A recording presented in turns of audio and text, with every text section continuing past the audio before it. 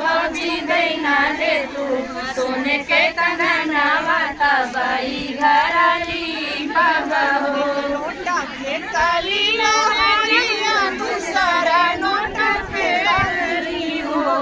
एक नोटा फेंकाली ना हरिया दूसरा नोटा फेंकाली हो नलोले नाले तू घर के पानी नहीं दे हो नलोले नाले तू घर के पानी नहीं दे बचना सुनै ससुर बहू से राज करई हो इतनी बचना सुनै ससुर बहू से राज करई हो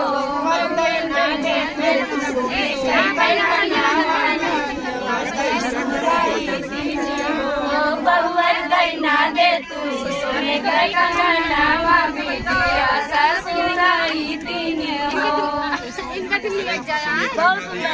बहुत सुंदर